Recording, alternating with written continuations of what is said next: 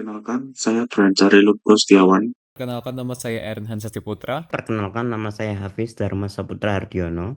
Yang pertama topik satu, Most Operating System of Virtual Machine. Di sini kami menggunakan laptop Windows dan berikut spesifikasi dari laptop yang kami gunakan sebagai host dari virtual machine. Yang pertama, brand dan model laptop, yaitu Acer Nitro AR51557. Lalu operating systemnya Windows 11, menggunakan CPU Intel Core i5 Gen 11 dan dengan memori total 32 GB. Lalu di sini juga memiliki storage sebanyak 1,5 TB dan netbooknya menggunakan Killer A Wi-Fi 6 AX1650i. Dan di sini grafik cardnya atau GPU memiliki dua, yaitu integrated dan discrete. Yang discrete menggunakan RTX 3050 laptop GPU, yang integrated menggunakan Intel USD graphic card. Nah, di sini sebagai instalasi kami juga menunjukkan bahwa kita sudah menginstal Oracle VirtualBox sebagai hypervisor yang akan kita gunakan untuk virtual machine kita nanti.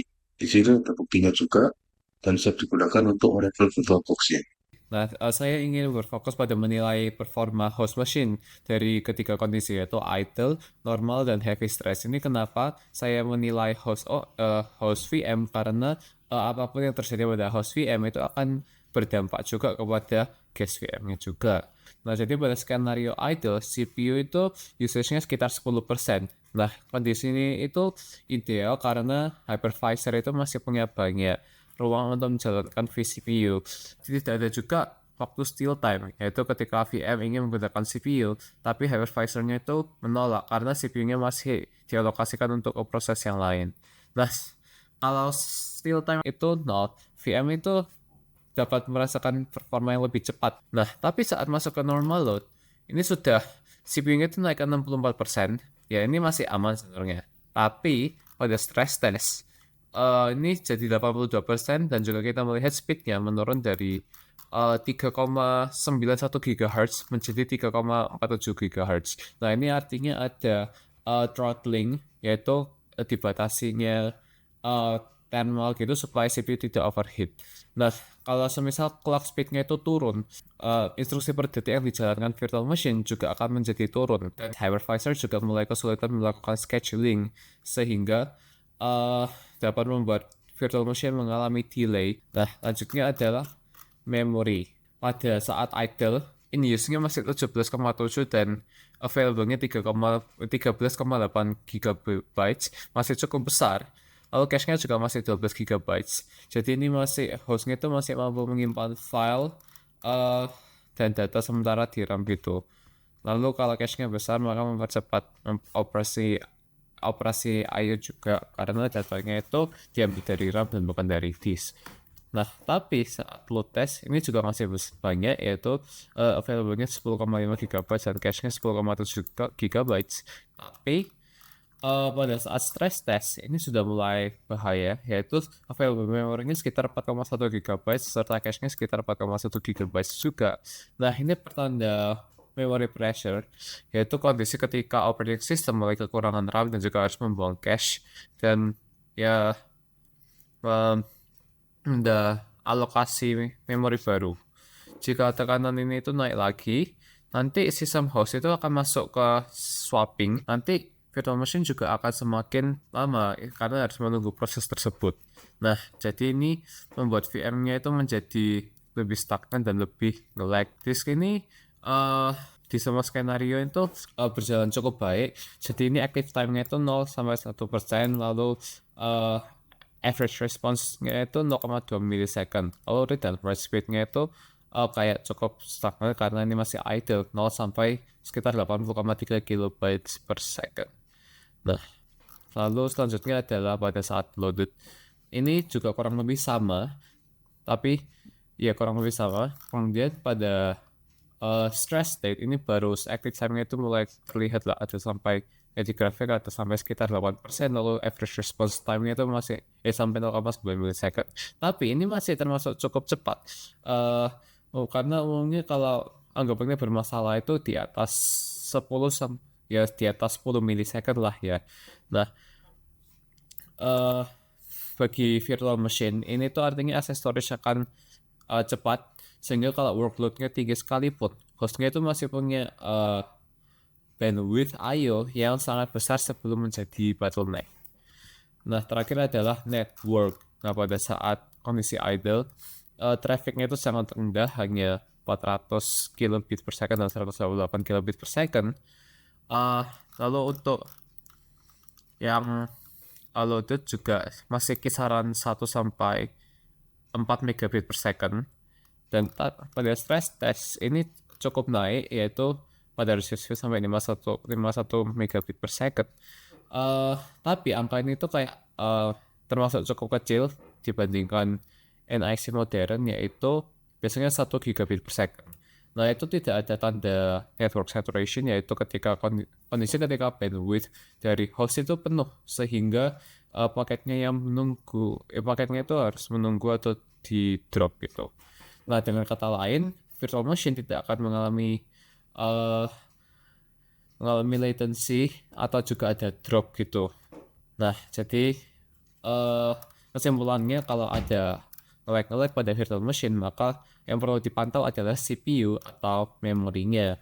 Karena kalau semisal mereka berdua itu semakin workload-nya semakin berat, maka nanti virtual machine-nya itu juga semakin mengalami latency juga, dan juga mengalami drop gitu pada inputnya. Kemudian topik yang kedua yaitu operating system of virtual machine. Di sini kami menggunakan Linux Ubuntu dan berikut sebagai spesifikasinya.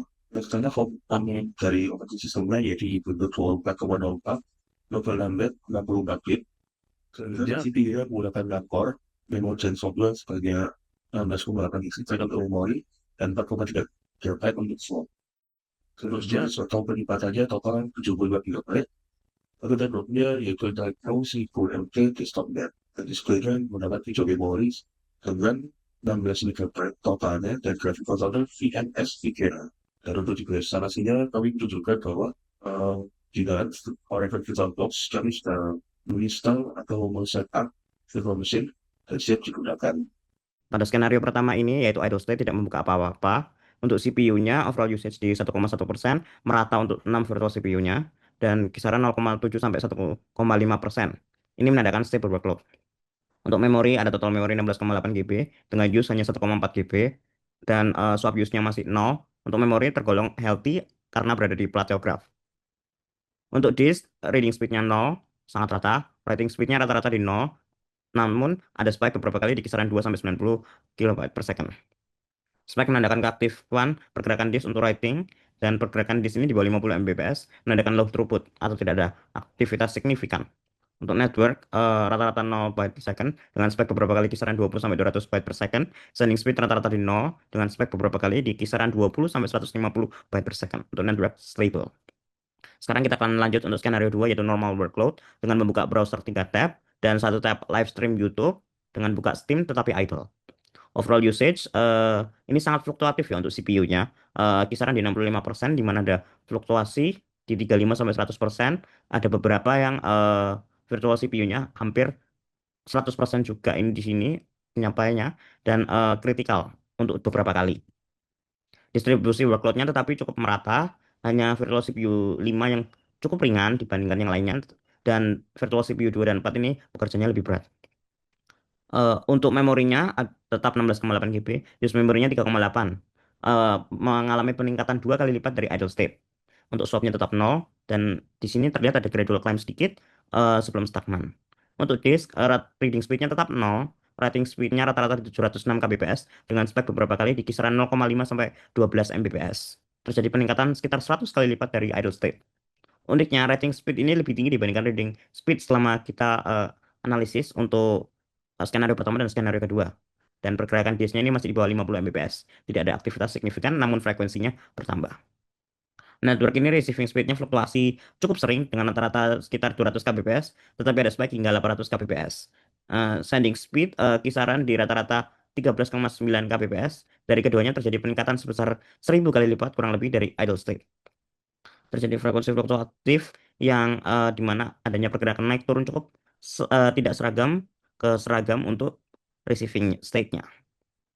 Lalu untuk skenario ketiga, yaitu maximum utilization, ada 2 windows untuk browser masing-masing dengan 20 tab, membuka live stream YouTube, Steam download game, untuk start 4 windows, dan 1 game dibuka di dalam 2 windows. Overall usage-nya berada di 95%, dan ini kelihatan walaupun fluktuatif, ini sangat maksimal, hampir 100% terus-menerus. Namun ada sedikit kejanggalan pada virtual CPU 4 di mana terjadi distribusi workload yang tidak merata. Karena kisaran hanya di 40%, kecuali pada saat satu titik di mana virtual CPU ini mencapai 90%, kurang lebih. Dampak dari stress ini yang testing ini adalah frame rate drop, latency, dan juga audio stuttering. Untuk memori, used memorinya sekarang di 12,3 GB, peningkatan cukup besar dari idle state sekitar 6 kali lipat. Untuk available-nya 4,5 GB dan swap sekarang tergunakan 262,1 KB. Meskipun sedikit tidak sampai 1%. Ini merupakan indikator bahwa ada memory pressure dan akan muncul latency. Memori berada di high usage. Untuk reading speed dari disk rata-rata di 4,6 kbps dengan fluktuasi yang mencapai 10 Mbps. Writing speed rata-rata 27,3 kbps dengan spike beberapa kali kisaran di 20 sampai 100 Mbps. Bahkan sampai keluar dari grafik. Terjadi peningkatan sekitar 500 kali lipat dari idle state. Pergerakan ini mulai masuk ke dalam Mbps yang dimana rata-ratanya mulai ke Mbps. Uniknya, walaupun ini bisa dibilang low throughput, tapi ada yang keluar grafik. Jadi ini belum tentu adalah low throughput karena maximum utilization memang bisa menyebabkan low throughput di mana maksimalnya ada 50 Mbps, tetapi ini bisa keluar. Lalu untuk network receiving speed fluktuasi dengan kisaran 174,5 kbps hingga 8 Mbps. Peningkatan sebanyak 10.000 kali lipat dari idle state.